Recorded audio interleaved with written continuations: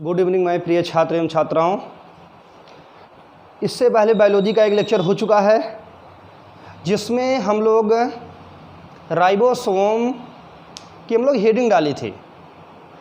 हम लोग शुरुआत जो की थी हम लोग बायोलॉजी से की थी कि बायोलॉजी की कितनी ब्रांचें हों। मैं थोड़ा अगर पिछले लेक्चर के बारे में मैं आपको 2 मिनट बता दूं तो आप लोग थोड़ा ध्यान से सुनेंगे। मैं पिछले लेक्चर में आपको पढ़ाया था कि जीव विज्ञान के पिता अरस्तु होते हैं, जंतु विज्ञान के पिता अरस्तु होते हैं और वनस्पति विज्ञान के पिता थियोफ्रस्टस होते हैं। उसके बाद मैंने आपको साइटोलॉजी के बारे में बताया था। मैंने बताया था विज्ञान की वह शाखा जिसके अंतर्गत कोशिका का अध्ययन करते हैं साइटोलॉजी कहते हैं। फिर आपको मैंने बताया था कोश का सिद्धांत स्लाइडन और स्वान ने दिया था। फिर मैंने आपको बताया था कोशिका की खोज रॉबर्ट हुक ने की थी। कोशिका की खोज रॉबर्ट हुक ने की थी। यही कारण है कोशिका के पिता या साइटोलॉजी के पिता, मोस्टली साइटोलॉजी ही पूछा जाता है, तो फादर ऑफ साइटोलॉजी या साइटोलॉजी के पिता रॉबर्ट हुक होते हैं। इसके बाद आया था कोशिका सिद्धांत जिसको स्लाइडन और स्वान ने दिया था, लेकिन इनका जो कोशिका सिद्धांत था वो अमान्य हो गया था या माना नहीं गया था क्योंकि इन्होंने ये बता नहीं पाया था कि किसी भी नई कोशिका की उत्पत्ति होती कैसे है। और इस कोशिका सिद्धांत का रूपांतरण किया था रुडोल्फ वर्चू ने किया था। इस कोशिका सिद्धांत का रूपांतरण रुडोल्फ वर्चू ने किया था। कोशिका सिद्धांत का रूपांतरण रुडोल्फ वर्चू ने किया था। उनका कथन था ओमनी सेलुला ई सेलुला, ओमनी सेलुला ई सेलुला। इसके बाद हम लोग पढ़े थे कोशिका जो होती है ये जीवन की सबसे छोटी या सबसे मूल इकाई होती है। जीन जो होता है ये वंशागत की सबसे छोटी इकाई होती है या वंशागत की मूल इकाई होती है। फिर हम लोग पढ़े थे जात, ये वर्गीकरण की सबसे छोटी इकाई होती है या वर्गीकरण की सबसे मूल इकाई होती थी। मैंने कहा था कि जो कोशिका होती है ये जीवन की मूल इकाई होती है। मैंने बोला था जिस प्रकार से ये घर बनाने में सर्वप्रथम ईंट की ज़रूरत होती है इसी प्रकार इस शरीर का निर्माण सर्वप्रथम एक कोशिका से हुआ था। फिर मैंने बताया था पौधों की कोशिका भित्त सेलुलोज की बनी होती है और जंतुओं में कोशिका भित्त पाई ही नहीं जाती। बहुत ही इंपॉर्टेंट था कि पौधों में कोशिका भित्त होगी सेलुलोज की बनी होगी, जंतुओं में कोशिका भित्त पाई ही नहीं जाती है तथा उसका सेलुलोज की भी बनी नहीं होगी। जो पौधे होते हैं उनमें हरितलोक होगा जिसके कारण प्रकाश संश्लेषण होता है और पौधे जिससे अपना भोजन निर्माण कर लेते हैं, लेकिन जंतु के अंदर प्रकाश संश्लेषण नाम की प्रक्रिया नहीं होती है। जो बाबू सबसे इसमें याद रखने वाली बात थी कोशिका सिद्धांत स्लाइडन और स्वान और कोशिका सिद्धांत का रूपांतरण रुडोल्फ वर्चू। और सबसे खास बात यह थी कि वनस्पति विज्ञान के पिता थियोफ्रस्टस होते थे। सबसे छोटी इकाई, सबसे छोटी कोशिका पीपीएलओ या माइकोप्लाज्मा होता था। सबसे बड़ी कोशिका ऑस्ट्रिच या ग्यास शुतुरमुर्ग का अंडा होता था और सबसे लंबी कोशिका जो है तंत्रिका कोशिका होती थी। ये हम लोग पिछले लेक्चर में पढ़ लिए थे। आइए थोड़ा आज हम लोग देखेंगे राइबोसोम के बारे में जो हम लोग हेडिंग डाले थे। ध्यान देना बाबू, ये जो राइबोसोम है इसकी खोज पैलाडे ने किया था। वैज्ञानिक इससे एक संबंधित और है लेकिन वो एग्जाम में पूछा नहीं जाता। तो क्वेश्चन पूछा जाता है कि राइबोसोम के बारे में किसने बताया था? पैलाडे ने बताया था। किसके बारे में? राइबोसोम के बारे में। ध्यान से समझना बाबू, बहुत ही इंपॉर्टेंट टॉपिक है ये। यहाँ से क्वेश्चन पूछा जाता है कि राइबोसोम के बारे में किसने बताया था? पैलाडे ने बताया था। यही कारण है ये जो बाबू राइबोसोम है इसको पैलाडे कण भी कहते हैं। राइबोसोम को पैलाडे कण भी कहा जाता है। क्यों? क्योंकि पैलाडे ने ही बताया था। तो राइबोसोम के बारे में किसने बताया था? पैलाडे ने। यही कारण है कि राइबोसोम को पैलाडे कण भी कहा जाता है। आइए थोड़ा और आगे चलते हैं। राइबोसोम की जो दूसरी खास बात है बाबू, सबसे महत्वपूर्ण जो इसका फंक्शन या कार्य है, ये जो राइबोसोम होता है यहाँ पर प्रोटीन का संश्लेषण होता है। राइबोसोम पर प्रोटीन का संश्लेषण होता है या आप ये कह सकते हो कि राइबोसोम पर प्रोटीन का निर्माण होता है। ये मेरे लाल दोनों एक ही बात हैं, चाहे आप बोलो संश्लेषण चाहे निर्माण। जब हम बायो की भाषा में बात करते हैं तो हम लोग संश्लेषण बोलते हैं। तो याद रखना ये क्वेश्चन तो बहुत ही महत्वपूर्ण है। एग्जाम में न जाने कितने बार पूछा गया है कि प्रोटीन का संश्लेषण कहाँ होता है, राइबोसोम में। राइबोसोम के बारे में बताया किसने, पैलाडे ने। राइबोसोम के बारे में पैलाडे ने बताया था, यही कारण है कि राइबोसोम को पैलाडे कण भी कहा जाता है। दूसरी खास बात, प्रोटीन का संश्लेषण या प्रोटीन का निर्माण कहाँ होता है, राइबोसोम पे होता है। ये बहुत ही महत्वपूर्ण प्रश्न है यूपी कैडेट के लिए, ये बाबू जरूर आपको याद होना चाहिए। लेकिन एक बार बाबू बीएचयू में प्रश्न पूछ लिया गया था, बीएचयू में प्रश्न आया था कि प्रोटीन की फैक्ट्री किसे कहते हैं। ध्यान देना मेरे लाल, इंपॉर्टेंट है। बीएचयू में क्वेश्चन आया था कि प्रोटीन की फैक्ट्री किसे कहते हैं। मेरे लाल समझना, थोड़ा सा अंतर है। प्रोटीन का संश्लेषण या प्रोटीन का निर्माण, आप जानते हो जहां बिस्किट बनेगा उसी को बिस्किट की फैक्ट्री कही जाएगी। जहाँ पे जो चीज़ बनेगा वो तो उसकी फैक्ट्री होती है बाबू, जहाँ मैन्युफैक्चर किया जाता है। ठीक इसी प्रकार इन्होंने कुछ नहीं किया, थोड़ा सा क्वेश्चन को घुमा दिया, बस पूछने का तरीका अलग था कि प्रोटीन की फैक्ट्री किसे कहते हैं, राइबोसोम को।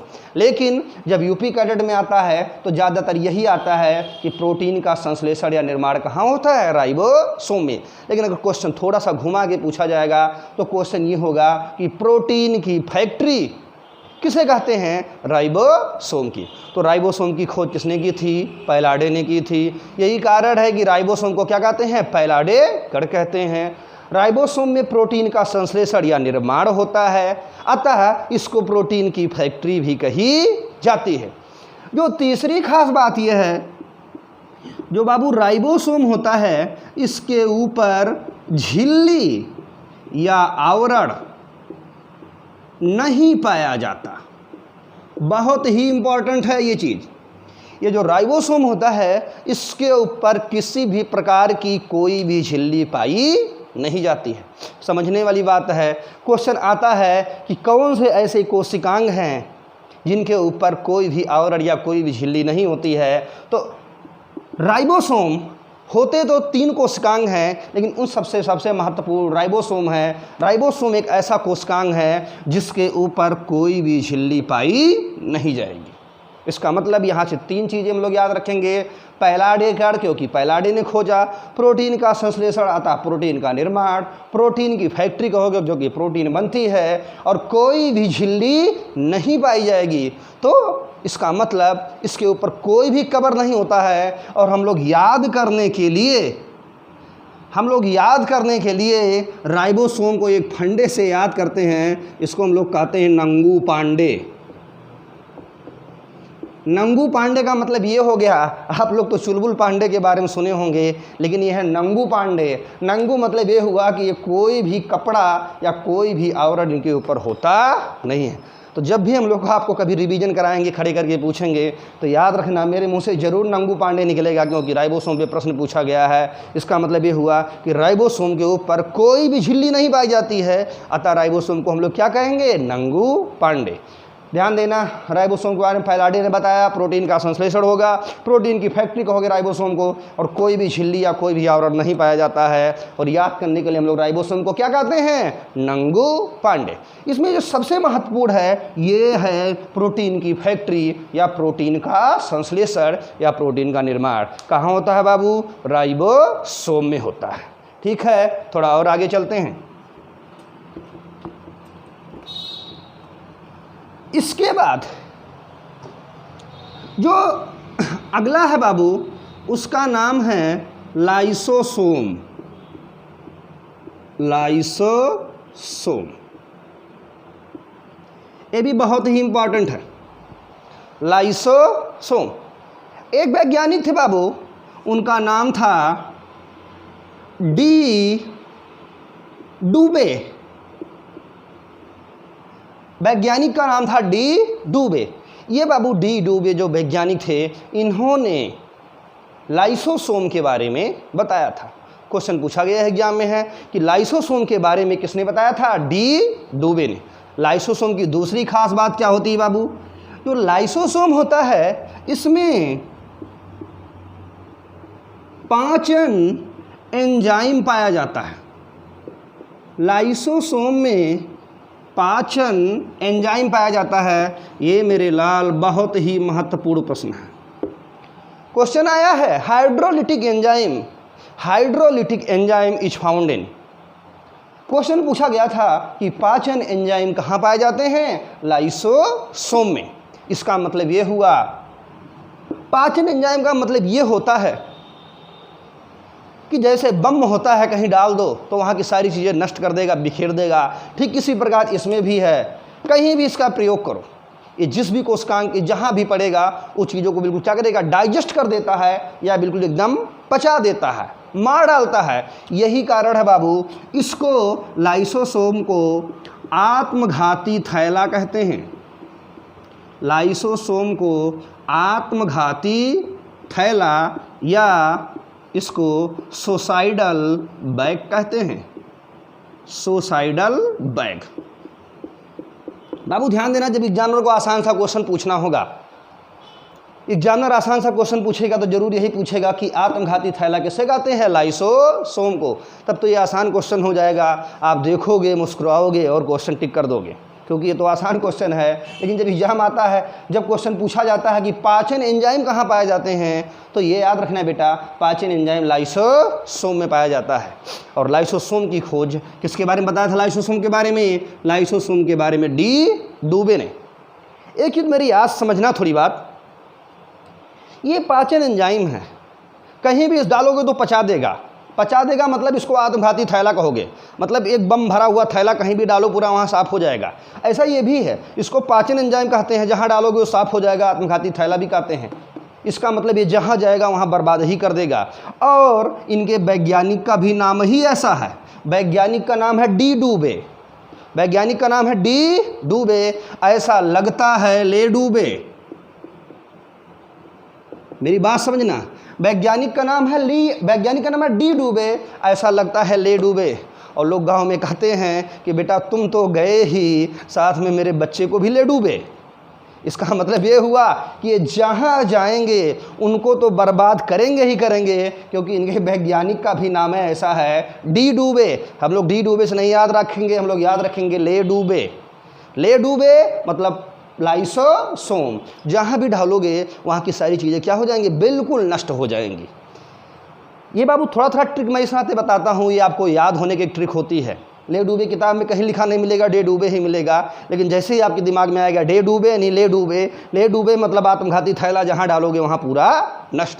इसका मतलब पाचन एंजाइम या आत्मघाती थैला, पाचन एंजाइम या आत्मघाती थैला या सुसाइडल बैग किस में पाया जाता है? पाचन एंजाइम लाइसोसोम में पाया जाएगा। इसी को लाइसोसोम को आत्मघाती थैला या सुसाइडल बैग कहा जाता है। और इसकी खोज डी डूबे ने की थी। डी डूबे मतलब ले डूबे, और ले डूबे मतलब जहाँ भी जाएंगे वहाँ की सारी चीज़ें क्या कर देंगे? नष्ट कर देंगे। आइए बाबू थोड़ा और आगे चलते हैं। तो यहाँ जो सबसे महत्वपूर्ण प्रश्न बनेगा ये कि पाचन एंजाइम कहाँ पाए जाते हैं? लाइसोसोम में। आत्मघाती थैला या सुसाइडल बैग किसे कहते हैं? लाइसोसोम को।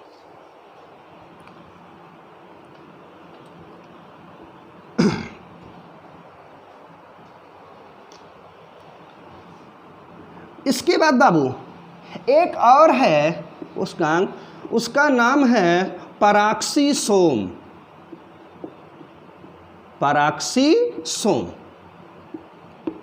पराक्सीसोम ध्यान देना, ये जो पराक्सीसोम है बाबू, इसके बारे में टॉलबर्ट ने बताया था।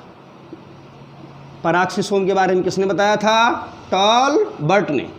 ये बहुत ज़्यादा महत्वपूर्ण नहीं है, वैज्ञानिक का नाम तो महत्वपूर्ण नहीं है बाबू, लेकिन याद रखना पराक्सीसोम के कारनामे थोड़े अच्छे हैं। पराक्सीसोम की खोज टॉलबर्ट ने की थी, लेकिन बाबू एक प्रक्रिया है या एक अभिक्रिया है जिसका नाम है प्रकाशीय शोषण। प्रकाशीय शोषण एक अभिक्रिया है जिसका नाम है प्रकाशीय शोषण, या इसको अंग्रेजी में कहते हैं फोटो रिस्पायरेशन। अंग्रेजी में बोलते हैं इसको फोटो रिस्पायरेशन। ध्यान देना मेरे बाबू, ये जो प्रकाशीय अभिक्रिया होती है या जो फोटो रिस्पायरेशन अभिक्रिया होती है, ये एक बेस्ट अभिक्रिया है या ये एक बेकार की अभिक्रिया है या एक नुकसानदायक अभिक्रिया है। और ये जो प्रकाशीय अभिक्रिया होती है ये C3 पौधों में पाई जाती है। प्रकाशीय श्वसन नाम की अपक्रिया किस पौधों में पाई जाती है? C3 पौधों में, क्योंकि एक बेकार अपक्रिया है या नुकसानदायक अपक्रिया है, C3 पौधों में पाई जाती है। यही कारण है कहा जाता है C3 पौधे C4 के अपेक्षा अच्छे नहीं होते हैं, या आप बोल सकते हो कि C4 पौधे C3 के अपेक्षा अच्छे होते हैं। क्यों?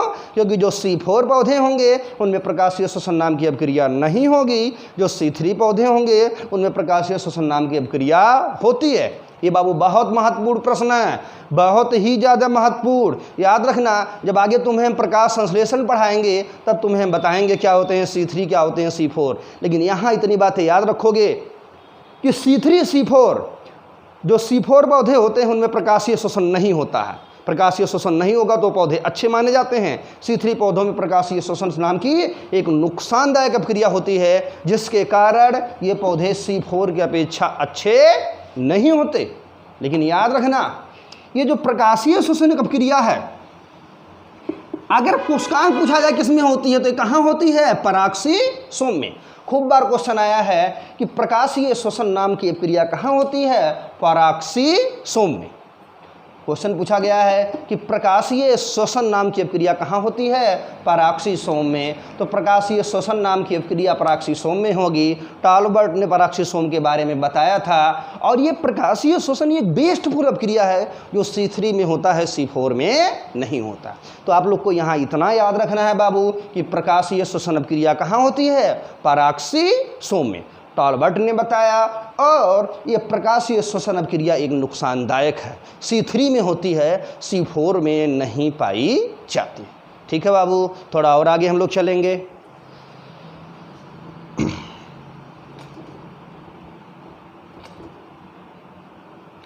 मैं आराम से पढ़ा रहा हूँ, आप लोग लिख भी सकते हैं। उसके बाद अगला है अंतःप्रदव्य जलिका। अंतःप्रदव्य जलिका, अंतःप्रदव्य जलिका, या इसको बाबू अंग्रेजी में पढ़ते हैं इंडोप्लाज्मिक रेटिकुलम। इंडोप्लाज्मिक रेटिकुलम, या आप लोग इसको शॉर्टकट में बोल सकते हैं ER। इसको थोड़ा शॉर्टकट में ही याद रखना पड़ेगा। अंतःप्रदव्य जलिका, अंतःप्रदव्य जलिका को पूरा नाम तो अंग्रेजी में एंडोप्लाज्मिक रेटिकुलम करते हैं, लेकिन शॉर्टकट में क्या लिखते हैं? ER। अगर कहीं भी आपको ER लिखा दिखेगा, पेपर में आपको ER ही लिखा मिलेगा, ER का मतलब बेटा आप लोग समझ जाना कि ये एंडोप्लाज्मिक रेटिकुलम की बात कर रहा है या अंतःप्रदव्य जलिका की बात कर रहा है। आजकल जानते हो शॉर्टकट का ज़माना है, नाम है पप्पू कुमार, शॉर्टकट में PK लिखते हैं। ऐसे यहाँ भी, वहाँ पप्पू का PK कुमार, PK, पप्पू कुमार का PK, यहाँ ऐसे है बाबू। अंतःप्रदव्य जलिका को शॉर्टकट में क्या लिखते हैं? ER, या पूरा नाम उसका होता है इसका एंडोप्लाज्मिक रेटिकुलम। ध्यान देना, ये जो एंडोप्लाज्मिक रेटिकुलम होता है इसके बारे में सर्वप्रथम पोर्टर और क्लाउड ने बताया था। पोर्टर और क्लाउड ने बताया था। ये एग्जाम में क्वेश्चन पूछा गया है कि अंतःप्रदव्य जलिका के बारे में किसने बताया था? पोर्टर और क्लाउड ने। अंतःप्रदव्य जलिका के बारे में किसने बताया था? पोर्टर और क्लाउड ने अंतःप्रदव्य जलिका के बारे में बताया था। अंतःप्रदव्य जलिका को शॉर्टकट में क्या लिखोगे? ER, ER या एंडोप्लाज्मिक रेटिकुलम। और इसके बारे में बताया किसने था? पोर्टर और क्लाउड ने अंतःप्रदव्य जलिका के बारे में बताया था। ध्यान देना बाबू, थोड़ा और आगे चलेंगे। ये जो अंतःप्रदव्य जलिका होती है ये मुख्य रूप से दो प्रकार की होती है। जो पहली अंतःप्रदव्य जलिका है उसका नाम है रफ इंडो, मैं शॉर्टकट में लिख दे रहा हूँ एंडोप्लाज्मिक रेटिकुलम को ER से। तो पहली है रफ एंडोप्लाज्मिक रेटिकुलम या रफ अंतःप्रदव्य जलिका, और दूसरी है उसका नाम है स्मूथ एंडोप्लाज्मिक रेटिकुलम। ध्यान देना, ER मतलब अंतःप्रदव्य जलिका हो गया, एंडोप्लाज्मिक रेटिकुलम या अंतःप्रदव्य जलिका। पहली है रफ, दूसरी है स्मूथ। पहली है रफ, दूसरी है स्मूथ। तो अंतःप्रदप जलिका कितनी प्रकार की हो गई? 2 प्रकार की। पहली हो गई रफ एंडोप्लाज्मिक रेटिकुलम और दूसरी हो गई स्मूथ एंडोप्लाज्मिक रेटिकुलम। अंतःप्रदप जलिका के बारे में बताया किसने? पोर्टर और क्लाउड ने। अंतःप्रदप जलिका के बारे में पोर्टर और क्लाउड ने बताया था। ये 2 प्रकार की होती है, रफ एंडोप्लाज्मिक रेटिकुलम और स्मूथ एंडोप्लाज्मिक रेटिकुलम। बाबू ध्यान देना, रफ मतलब होता है खुरदुरा, रफ मतलब होता है खुरदुरा, रफ मतलब क्या होता है? खुरदुरा। और स्मूथ मतलब होता है चिकना। बात समझना मेरी। रफ एंडोप्लाज्मिक रेटिकुलम या स्मूथ एंडोप्लाज्मिक रेटिकुलम, रफ की हिंदी होती है खुरदुरी, खुरदुरी अंतःप्रदप जलिका। रफ की हिंदी क्या होती है? खुरदुरी, खुरदुरी अंतःप्रदप जलिका। और स्मूथ माने होता है चिकना, तो आप इसको बोलोगे चिकनी अंतःप्रदप जलिका। मेरे हाल समझना, थोड़ी थोड़ी बायोलॉजी में अंग्रेजी भी पढ़नी पड़ेगी, क्योंकि वहाँ शॉर्टकट में आएगा, इसको शॉर्टकट में पूछा जाएगा वहाँ RER और इसको पढ़ा जाएगा SER। एग्जाम में हमेशा शॉर्टकट लिख के आता है। रफ एंडोप्लाज्मिक रेटिकुलम को RER पढ़ोगे या स्मूथ एंडोप्लाज्मिक रेटिकुलम को SER पढ़ोगे। रफ एंडोप्लाज्मिक रेटिकुलम को खुरदुरी, रफ माने खुरदुरा, खुरदुरी अंतःप्रदप जलिका कहते हैं। और स्मूथ एंडोप्लाज्मिक रेटिकुलम को चिकनी, स्मूथ माने चिकना एंडोप्लाज्मिक रेटिकुलम होता है। Smooth, rough. अब समझना मेरी बात, ये जो रफ एंडोप्लाज्मिक रेटिकुलम होता है, इस पर प्रोटीन बनता है, प्रोटीन का निर्माण होता है या प्रोटीन का संश्लेषण होता है। और जो स्मूथ एंडोप्लाज्मिक रेटिकुलम होता है, इस पर लिपिड का संश्लेषण होता है या लिपिड का संश्लेषण होता है। समझना मेरी बात। रफ एंडोप्लाज्मिक रेटिकुलम पर प्रोटीन का निर्माण हो गया, स्मूथ पर लिपिड का हो गया। मेरे लाल क्वेश्चन याद रखना, बहुत महत्वपूर्ण प्रश्न। एक बार हम लोग बचपन में पढ़े थे कि प्रोटीन का संश्लेषण राइबोसोम पर भी होता था। हम लोग एक बार पहले भी पढ़ चुके हैं कि प्रोटीन का निर्माण कहाँ होता था? राइबोसोम पर। प्रोटीन का निर्माण कहाँ होता था? राइबोसोम पर। लेकिन प्रोटीन का निर्माण रफ एंडोप्लाज्मिक रेटिकुलम पे भी होता है। कई बार एग्जाम में पूछा गया है कि रफ एंडोप्लाज्मिक रेटिकुलम का मुख्य कार्य क्या होता है, इस पर क्या बनता है? प्रोटीन का संश्लेषण या प्रोटीन का निर्माण होता है। लेकिन इसी में जब स्मूथ एंडोप्लाज्मिक रेटिकुलम होता है तो इस पर लिपिड का निर्माण होता है। तो फिर से मैं एक बार आपको बता रहा हूँ, अंतःप्रदप जलिका को पूरा नाम एंडोप्लाज्मिक रेटिकुलम होता है, शॉर्टकट में इसे ER कहते हैं। पोर्टर और क्लाउड ने खोजा था 2 प्रकार की होगी, RER SER, rough endoplasmic reticulum, smooth endoplasmic reticulum. ठीक, जो रफ एंडोप्लाज्मिक, रफ माने होता है खुरदुरा, खुरदुरी अंतःप्रदप जलिका, चिकनी अंतःप्रदप जलिका। खुरदुरी अंतःप्रदप जलिका पे प्रोटीन का निर्माण होगा और चिकनी पर लिपिड का निर्माण होता है। अब क्वेश्चन ये उठता, सर खुरदुरा चिकना होता क्या है? खुरदुरा, आइए देखते हैं खुरदुरी क्या होती है। बाबू जानते हो गांव में जो सड़कें बनी होती हैं, जहां ईंटें वाली सब सड़कें होती हैं, वो कैसी होती हैं? खुरदुरी होती हैं। उस पर गाड़ी या साइकिल चलाने में मज़ा नहीं आता। लेकिन चिकनी मतलब बिल्कुल जैसे हम लोग पिच रोड देखते हैं, हाईवे जो गिट्टी की बनी होती है वो बिल्कुल पिच रोड होती है, उस पर चलने में कोई दिक्कत नहीं होती, वो बिल्कुल चिकना होता है। जैसे ये ब्लैक बोर्ड है, ये बिल्कुल चिकना है, एकदम स्मूथ है, चिकना है। लेकिन रफ क्या होती है? खुरदुरी होती है। जैसे आप हाथ लगाओगे तो खुरदुरी पे आप हाथ नहीं लगा पाओगे, लेकिन आप चिकनी पे आराम से हाथ लगा सकते हैं। तो ये तो समझने का तरीका था। बहुत ज़्यादा समय है नहीं, तो ये सब समझाने का कोई मतलब है नहीं बाबू। मुश्किल से 47 से 46 दिन एग्जाम के लिए बचा है, तो हम लोग ज़्यादा से ज़्यादा जो भी मेन क्वेश्चन होंगे उसे कवर करेंगे। अंतःप्रदप जलिका के बारे में पोर्टर और क्लाउड ने बताया था 2 प्रकार की होगी, RER SER, RER SER, RER SER। Rough endoplasmic reticulum, smooth endoplasmic reticulum. Rough endoplasmic reticulum पर प्रोटीन का संश्लेषण होगा और स्मूथ एंडोप्लाज्मिक रेटिकुलम पर लिपिड का निर्माण होता है। ठीक है बाबू, थोड़ा और आगे चलते हैं।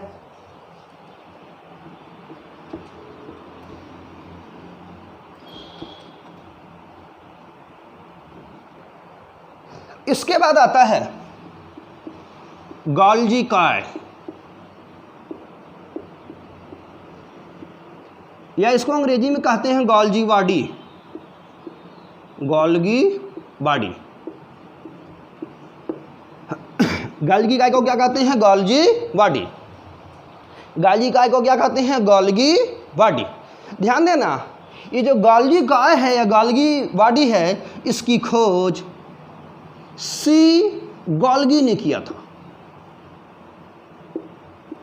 सी मतलब होता है बाबू कैमलिनो, इनका वैज्ञानिक का पूरा नाम था कैमलिनो, गोल्गी ने किया था।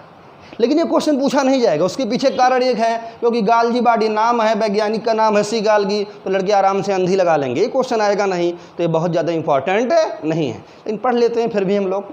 तो गोल्गी काय या गोल्गी बॉडी की खोज की किसने की थी? कैमलिनो गोल्गी ने। इसका बाबू ये जो गोल्गी काय होता है, इसके दो कार्य हैं जो एग्जाम में पूछे गए हैं। जो गोल्गी काय होता है, इसके दो महत्वपूर्ण कार्य हैं जो एग्जाम में पूछा गया है। पहला गोल्गी काय जो होता है, ये एक संरचना होती है जिसका नाम है एक्रोसोम। बहुत इंपॉर्टेंट है बाबू, एक्रोसोम। ये शुक्राणुओं में पाया जाता है। ये शुक्राणु जो स्पर्म होते हैं मनुष्य में पाए जाते हैं, स्पर्म शुक्राणु जिससे बच्चे पैदा होते हैं, ये स्पर्म में पाया जाता है एक्रोसोम। और ये जो एक्रोसोम होता है, इसका निर्माण कौन करता है? गोल्गी काय। गोल्गी काय।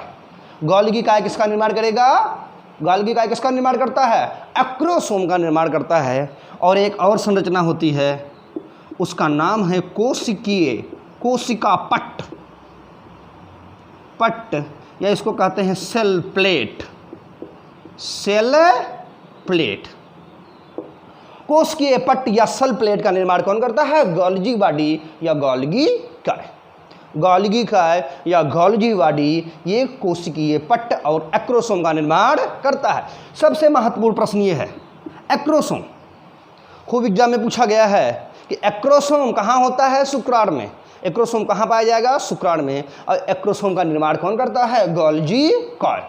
जो गोल्गी बॉडी होती है या जो गोल्गी काय होता है, इसका मुख्य कार्य दो होता है। पहला एक्रोसोम का निर्माण करना, जो एग्जाम के लिए ज़्यादा इंपॉर्टेंट है, इसे याद रखना। एक्रोसोम का निर्माण करना ये गोल्गी काय का कार्य होता है। और दूसरा कोशिकीय पट्ट या सेल प्लेट का निर्माण करना। अच्छा, गोल्गी काय को खोजा किसने था? कैमलिनो गोल्गी। मैंने पहले कहा कि इस वैज्ञानिक का बहुत ज़्यादा इंपॉर्टेंट नाम नहीं है, आप उसे भूल भी सकते हो, लेकिन ये जरूर याद रखना कि एक्रोसोम का निर्माण कौन करता है? गोल्गी काय जो होता है ये एक्रोसोम का निर्माण करता है। ठीक है बाबू, थोड़ा और आगे हम लोग बढ़ेंगे।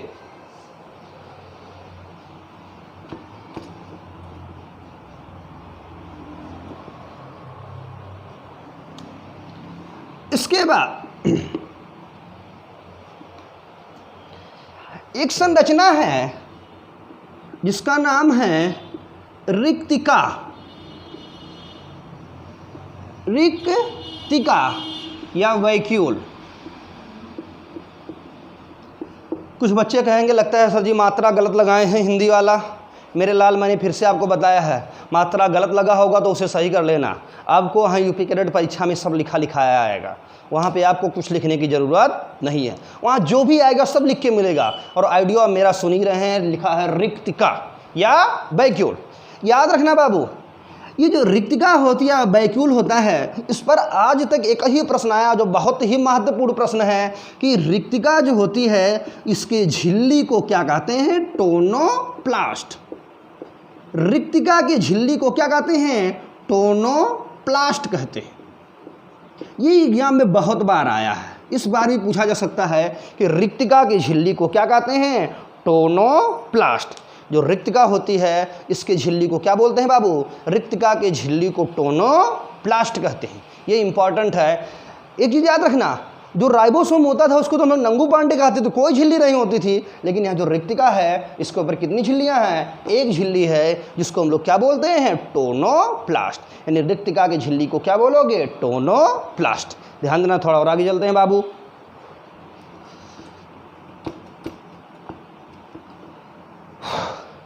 इसके बाद आता है माइटोकॉन्ड्रिया।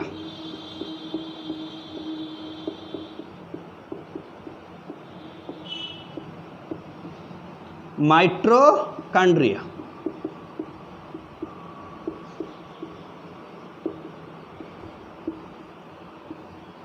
ध्यान ध्यान देना माइटोकॉन्ड्रिया के बारे में, थोड़ा महत्वपूर्ण है, यहाँ से प्रश्न पूछे जाते हैं।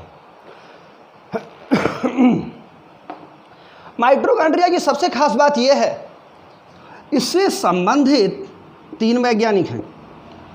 माइटोकॉन्ड्रिया से संबंधित 3 वैज्ञानिक हैं। जो पहले वैज्ञानिक हैं बाबू, उनका नाम है कोलिकर। जो पहले हैं उनका नाम है कोलिकर, जो दूसरे हैं उनका नाम है बेंडा, और जो तीसरे हैं उनका नाम है अल्टमान। तो माइटोकॉन्ड्रिया से संबंधित कितने वैज्ञानिक हैं? 3, Kolliker, Benda, Altmann. Kolliker, Benda, Altmann. Mitochondria में कितने वैज्ञानिक हैं? 3, Kolliker, Benda, Altmann. Kolliker, Benda, Altmann. ध्यान देना बाबू, ये जो माइटोकॉन्ड्रिया है इसकी खोज किसने की थी? कोलिकर ने की थी। इंपॉर्टेंट पूछा गया एग्जाम में है कि माइटोकॉन्ड्रिया को किसने खोजा? कोलिकर ने खोजा था। बेंडा ने क्या किया था? माइटोकॉन्ड्रिया नाम दिया था। अल्टमान ने क्या कहा था? माइटोकॉन्ड्रिया को बायोप्लास्ट कहा था। क्या कहा था? बायोप्लास्ट कहा था। इसका मतलब ये हो गया कि माइटोकॉन्ड्रिया से संबंधित कितने वैज्ञानिक हो गए? 3। माइटोकॉन्ड्रिया से संबंधित कितने वैज्ञानिक हो गए? 3। कोलिकर खोजा, बेंडा ने नाम दिया, अल्टमान ने बायोप्लास्ट का। थोड़ा वैज्ञानिक के नाम याद रखना, साइटोलॉजी कभी कभी पूछी जाती है, ठीक। तो पहले वैज्ञानिक कौन है? कोलिकर। दूसरे कौन है? बेंडा। तीसरे कौन है? अल्टमान। तो कोलिकर ने खोजा, बेंडा ने नाम दिया, अल्टमान ने बायोप्लास्ट का। आइए थोड़ा और आगे चलते हैं। ये जो माइटोकॉन्ड्रिया है बाबू, इसमें 2 झिल्ली पाई जाती है। माइटोकॉन्ड्रिया में कितनी झिल्लियां होती हैं? 2। ये इंपॉर्टेंट है, बहुत ज़्यादा इंपॉर्टेंट है बाबू। माइटोकॉन्ड्रिया में कितनी झिल्ली होती है? 2। ध्यान देना, एक बाहरी झिल्ली हो गई और दूसरी आंतरिक परत।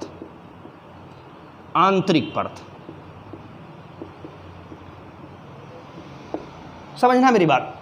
कोलिकर ने खोजा, बेंडा ने नाम दिया, अल्टमान ने बायोप्लास्ट कहा। कितनी झिल्लियां होंगी? 2। एक बाहरी झिल्ली और दूसरी आंतरिक झिल्ली।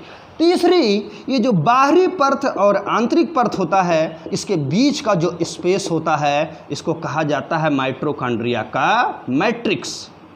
क्या कहा जाता है? माइटोकॉन्ड्रिया का मैट्रिक्स। वो झिल्ली नहीं होती, लेकिन बीच की जगह को क्या बोलते हैं? माइटोकॉन्ड्रिया की मैट्रिक्स। यानी माइटोकॉन्ड्रिया में कितनी परतें पाई गई? 2। एक बाहरी परत और दूसरी आंतरिक परत। ध्यान से समझना।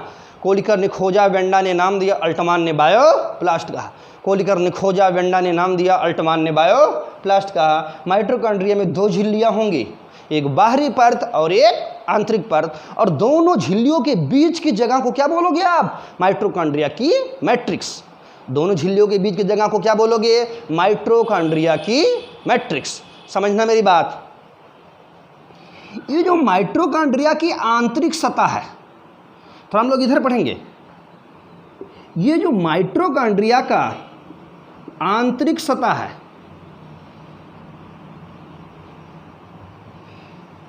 जो माइटोकॉन्ड्रिया का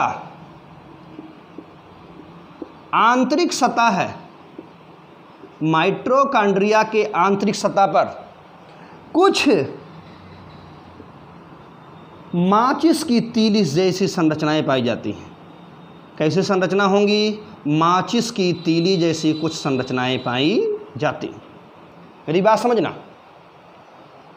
माइटोकॉन्ड्रिया के आंतरिक सतह पर कुछ माचिस की तीली जैसी संरचनाएं पाई जाती हैं, जिसे F1 कण या ऑक्सीसोम कहते हैं। जिसे F1 कण या ऑक्सीसोम कहते हैं। बहुत महत्वपूर्ण है, बहुत ही महत्वपूर्ण है, ये याद रखने वाली चीज़ें हैं। क्वेश्चन पूछा गया था एक बार, ऐसे नॉर्मली क्वेश्चन आ गया था कि F1 कण या ऑक्सीसोम किससे संबंधित है? माइटोकॉन्ड्रिया से। क्वेश्चन सीधा सीधा आया था, F1 कण या ऑक्सीसोम किससे संबंधित है? माइटोकॉन्ड्रिया से। क्वेश्चन क्या आया था? F1 कण या ऑक्सीसोम किससे संबंधित है? माइटोकॉन्ड्रिया से। तो माइटोकॉन्ड्रिया में कितनी झिल्लियां होंगी? 2। एक बाहरी झिल्ली और दूसरी आंतरिक झिल्ली, और दोनों झिल्लियों के बीच की जगह को, माइटोकॉन्ड्रिया की दोनों झिल्लियों के बीच की जगह को मैट्रिक्स कहते हैं। जब हम लोग माइटोकॉन्ड्रिया की आंतरिक परत की बात करते हैं तो माइटोकॉन्ड्रिया की आंतरिक सतह पर कुछ माचिस की तीली जैसी संरचनाएं पाई जाती हैं, या ड्रम स्टिक जिससे हम लोग ढोल बजाते हैं। माचिस आपने देखा होगा, हनुमान जी का गदा देखा होगा, कुछ गदे या माचिस की तीली से संरचनाएं होती हैं जिसको यफवन कड़िया ऑक्सीसोम कहते हैं। क्वेश्चन ये भी आया है कि यफवन कड़ या यफवन कड़ का दूसरा नाम एक बार पूछा गया था, तो यफवन कड़ का दूसरा नाम ऑक्सीसोम है और ये कहाँ पाया जाता है? आंतरिक सतह पर। ध्यान देना बाबू, यही यफवन कड़ या ऑक्सीसोम पर एटीपी का निर्माण होता है। समझना मेरी बात, यही एटीपी का, यही यफवन कड़ या ऑक्सीसोम जो होता है इसी पर एटीपी का निर्माण होता है। और आप जानते हैं ये जो एटीपी होती है ये एक प्रकार की क्या है? ऊर्जा। एटीपी क्या होता है? ऊर्जा। ये बाबू एक प्रकार का रासायनिक ऊर्जा है। कैसी ऊर्जा है? रासायनिक ऊर्जा। मेरी बात समझना, ये जो एटीपी हुआ ये बना यफवन कड़ या ऑक्सीसोम पर या माइटोकॉन्ड्रिया के इनर मेम्ब्रेन पे, आंतरिक सतह पर, और एटीपी एक प्रकार का होता है ऊर्जा। यही कारण है माइटोकॉन्ड्रिया को कोशिका का ऊर्जा गृह या power house of the body कहते हैं, या पावर हाउस कहते हैं। हो सकता है लिखा आपको दिखाई ना आए, लेकिन मैं ऑडियो बोल रहा हूँ, जरूर आपको सुनाई दे रहा होगा, आप समझेंगे। माइटोकॉन्ड्रिया के इनर मेम्ब्रेन पर माचिस की तरह सी संरचनाएं होती हैं जिसको यफवन कड़ या ऑक्सीसोम कहते हैं। ये भी इसी यफवन कड़ या ऑक्सीसोम पर एटीपी का निर्माण होता है, क्योंकि एटीपी एक प्रकार की रासायनिक ऊर्जा है जिससे शरीर ऊर्जा प्राप्त करेगी या प्राप्त करती है। एटीपी एक प्रकार की रासायनिक ऊर्जा होती है, और अगर ऊर्जा बन रही है माइटोकॉन्ड्रिया के अंदर तो यही कारण है कि माइटोकॉन्ड्रिया को पावर हाउस या कोशिका गृह कहा जाता है।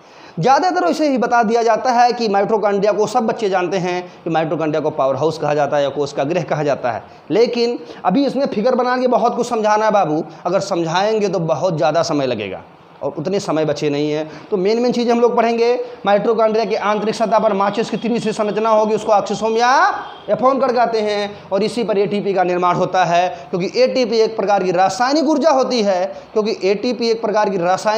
होती है, यही कारण है कि एटीपी को शरीर का पावर हाउस या कोशिका गृह या पावर हाउस कहते हैं। आप बोल रहे हैं सर एटीपी को पावर ऊर्जा कहते हैं। बाबू देखो, ये तो रासायनिक ऊर्जा है जो शरीरों में होती है, लेकिन इस समय सबसे बड़ा ऊर्जा मनुष्य का क्या है? पैसा। अगर जेब में आपके पास पैसा है तो वो तो आपकी तत्काल एनर्जी है। अगर जेब में पैसा है तब तो चेहरे में ऊर्जा भी रहेगी, शरीर में भी ऊर्जा रहेगी बेटा। अगर जेब में पैसे नहीं है तो ऊर्जा नहीं है। तो इस समय की करंट की डिमांड तो पैसा ऊर्जा है, लेकिन शरीर की जो ऊर्जा है वो क्या है? एटीपी। तो कोलिकर ने खोजा, बेंडा ने नाम दिया, अल्टमान ने बायोप्लास्ट का, 2 झिल्लियाँ। कोलिकर ने खोजा, बेंडा ने नाम दिया, अल्टमान ने बायोप्लास्ट का। माइटोकॉन्ड्रिया को 2 झिल्लियाँ होंगी, एक बाहरी परत एक आंतरिक परत। बाहरी परत और आंतरिक परत के दोनों के बीच की जगह को मैट्रिक्स कहोगे। आंतरिक सतह पर एक माचिस की तीली सी संरचना होती है जिसको यफवन कड़ या ऑक्सीसोम कहते हैं, जिस पर एटीपी का निर्माण होता है, क्योंकि एटीपी एक प्रकार की रासायनिक ऊर्जा होती है। यही कारण है माइटोकॉन्ड्रिया को शरीर का कोशिका गृह या power house of the body कहते हैं। और थोड़ा बाबू इसी में थोड़ा हम लोग को और समझना है।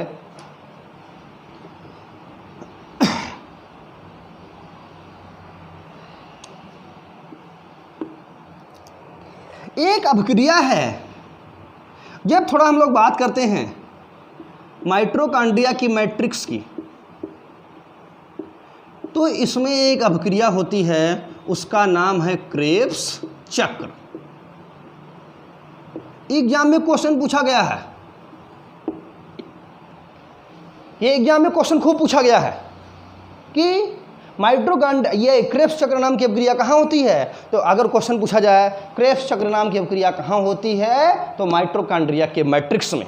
और मेरे लाल, अगर ना दिया हो मैट्रिक्स, कभी कभी क्या होता है एग्जाम में माइटोकॉन्ड्रिया की मैट्रिक्स नहीं दी होती है, तब आप लगाओगे कि माइटोकॉन्ड्रिया की बाहरी सतह पर, किस सतह पर? बाहरी सतह पर कौन सी क्रिया होती है? क्रेब्स चक्र। इसका मतलब आपको अगर दो ऑप्शन दिया हो, एक बाहरी परत दिया हो और दूसरा दिया हो क्या, मैट्रिक्स, तो आप क्या चूज करोगे, मैट्रिक्स। इसका मतलब ये हुआ कि माइटोकॉन्ड्रिया की जो मैट्रिक्स होगी उसमें क्रेब्स चक्र नाम की अभिक्रिया होती है, और माइटोकॉन्ड्रिया की जो अगर क्रेब्स चक्र अगर अभिक्रिया मैट्रिक्स ना दी हो तो आप क्या लगाओगे, बाहरी परत। यानी अगर क्वेश्चन में दिया हो क्रेब्स चक्र अभिक्रिया कहाँ होती है, तो सबसे इसका सटीक आंसर है माइटोकॉन्ड्रिया की मैट्रिक्स। ना दिया हो तो माइटोकॉन्ड्रिया की बाहरी सतह। ठीक, एक क्वेश्चन और इस पे आता है। एक अभिक्रिया होती है, उसका नाम है इलेक्ट्रॉन संवहन तंत्र, इलेक्ट्रॉन संवहन तंत्र, या इसको बोलते हैं ETS, इलेक्ट्रॉन संवहन तंत्र या ETS। ये बाबू होती है माइटोकॉन्ड्रिया के आंतरिक सतह पर। ये दोनों याद रखना, दोनों इंपॉर्टेंट है, दोनों पूछी गई एग्जाम में है, दोनों एग्जाम में पूछा गया है, दोनों एग्जाम में पूछा गया है कि इलेक्ट्रॉन संवहन तंत्र नाम की अभिक्रिया कहाँ होगी, आंतरिक सतह पर, और क्रेब्स चक्र नाम की अभिक्रिया कहाँ होगी, माइटोकॉन्ड्रिया के मैट्रिक्स पे। ना दिया हो तो माइटोकॉन्ड्रिया का बाहरी सतह। क्रेब्स चक्र माइटोकॉन्ड्रिया के मैट्रिक्स पे, ना दिया हो तो माइटोकॉन्ड्रिया की बाहरी सतह, और माइटोकॉन्ड्रिया के आंतरिक सतह पर कौन सी अभिक्रिया होगी, ETS या इलेक्ट्रॉन संवहन तंत्र नाम की अभिक्रिया होती है। इतना आप लोग को समझ में आ गया होगा, तो मैं इसे मिटा देता हूं।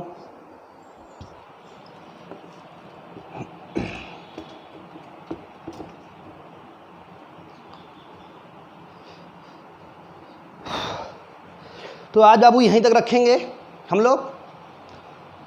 अगले लेक्चर में हम लोग गुणसूत्र के बारे में पढ़ेंगे, लेकिन उसके पहले थोड़ा आज हम लोग जो पढ़े इसे हम लोग क्विक रिवीजन कर लें। आज जो हम लोग ने पढ़ा क्विक रिवीजन कर लें। हम लोग सबसे पढ़े राइबोसोम पढ़े। राइबोसोम को पैलाडे ने खोजा था, यही कारण है कि राइबोसोम को पैलाडे कण भी कहते हैं। राइबोसोम को पैलाडे ने खोजा था, यही कारण है कि राइबोसोम को पैलाडे कण भी कहते हैं। और राइबोसोम में क्योंकि प्रोटीन का निर्माण होता है, प्रोटीन का संश्लेषण होता है, यही कारण है कि राइबोसोम को प्रोटीन की फैक्ट्री भी कही जाती है। ठीक, और राइबोसोम पर कोई भी झिल्ली नहीं होता था, क्योंकि राइबोसोम पर कोई भी झिल्ली नहीं पाई जाती है, मतलब उसके ऊपर कोई परत नहीं होगा। और हम लोग उसका ट्रिक पढ़ते थे नंगू पांडे। उसके बाद हम लोग पढ़े अंतःप्रदबजलिका के बारे में पढ़े। अंतःप्रदबजलिका दो प्रकार की होती थी, स्मूथ और रफ। अंतःप्रदबजलिका की खोज पोर्टर और क्लाइड ने किया था। अंतःप्रदबजलिका की खोज पोर्टर और क्लाइड ने किया था। ये दो प्रकार की होगी, एक RER, दूसरी SER। Rough endoplasmic reticulum, smooth endoplasmic reticulum. Rough endoplasmic reticulum इसकी हिंदी हो गई खुरदरी अंतःप्रदबजलिका। स्मूथ एंडोप्लाज्मिक रेटिकुलम इसकी हिंदी हो गई चिकनी अंतःप्रदबजलिका। रफ एंडोप्लाज्मिक रेटिकुलम पर प्रोटीन का संश्लेषण होता है और स्मूथ एंडोप्लाज्मिक रेटिकुलम पर लिपिड का संश्लेषण होता है। इसके बाद हम लोग पढ़े पराक्सीसोम के बारे में। जो पराक्सीसोम होता है इसको टाल्बर्ट ने खोजा था। इसमें एक वेस्टफुल अपक्रिया या नुकसानदायक अपक्रिया होती है जिसका नाम होता है प्रकाशीय श्वसन, जो C3 पौधों में पाया जाता है। यही कारण है कि C4 की अपेक्षा C3 अच्छे नहीं माने जाते हैं। उसके बाद हम लोग पढ़े लाइसोसोम। मैंने कहा लाइसोसोम इनका वैज्ञानिक का नाम है डे डूबे। डे डूबे मतलब ले डूबे। लाइसोसोम डे डूबे मतलब ले डूबे। ले डूबे मतलब पाचन एंजाइम पाया जाएगा, आत्मघाती थैला भी इसे कहा जाएगा। पाचन एंजाइम पाया जाता है, सुसाइडल बैग या आत्मघाती थैला इसे कहते हैं। उसके बाद हम लोग पढ़े माइटोकॉन्ड्रिया के बारे में। कोलिकर ने खोजा, बेंडा ने नाम दिया, अल्टमान ने बायोप्लास्ट कहा। कोलिकर ने खोजा, बेंडा ने नाम दिया, अल्टमान ने बायोप्लास्ट कहा। इसकी दो परतें, एक बाहरी परत एक आंतरिक परत, दोनों के बीच की जगह को मैट्रिक्स कहेंगे। माइटोकॉन्ड्रिया के मैट्रिक्स में एक क्रेब्स चक्र नाम की अभिक्रिया होती है। अगर ना दिया हो तो माइटोकॉन्ड्रिया का बाहरी परत लगाओगे और माइटोकॉन्ड्रिया के आंतरिक सतह पर इलेक्ट्रॉन संवहन तंत्र नाम की अभिक्रिया होती है। तो माइटोकॉन्ड्रिया के आंतरिक परत होता है उस पर एक विशेष संरचना होती है, माचिस की तीली जैसी या ड्रम स्टिक जैसी, जिसको हम लोग क्या बोलते हैं, एफोनकर या ऑक्सीसोम। बहुत इंपॉर्टेंट है। एफोनकर का दूसरा नाम ऑक्सीसोम होता है, माइटोकॉन्ड्रिया से संबंधित है। एफोनकर या ऑक्सीसोम पर ATP का निर्माण होता है। यही कारण है कि माइटोकॉन्ड्रिया को कोशिकागृह या power house of the body कहते हैं। बहुत ज़्यादा इंपॉर्टेंट है, ये एग्जाम में कई बार पूछा गया है। और आप लोगों से एक रिक्वेस्ट है, एक प्रार्थना है कि ये वीडियो अभी शेयर की जाएगी, आपको लिंक ग्रुप में भी डाला जाएगा और यूट्यूब चैनल पे भी जाएगा, आप लोग देख सकते हैं। आप लोग कोचिंग का यूट्यूब पे जाके न्यूरेज एग्रीकल्चर एकेडमी डालेंगे, वहाँ आपको चैनल को आप लोग, मैंने देखा कि एक वीडियो अपलोड हो चुकी है, काफ़ी बच्चों ने चैनल को सब्सक्राइब नहीं किया है। अगर बेटा आप लोग चैनल सब्सक्राइब नहीं करोगे तो आपको अपकमिंग जो आने वाली वीडियो होगी वो आपको मिलेगी नहीं। इसका मतलब ये हुआ कि आप अगर चैनल को सब्सक्राइब किया तो जैसे भी वीडियो हम यहाँ से अपलोड करेंगे तुरंत आपके मोबाइल पर मैसेज आ जाएगा। तो मेरे प्यारे छात्रों एवं छात्राओं, आप लोग न्यूरेज एग्रीकल्चर एकेडमी का जो चैनल है इसे आप लोग सब्सक्राइब कर लें। थैंक यू, धन्यवाद।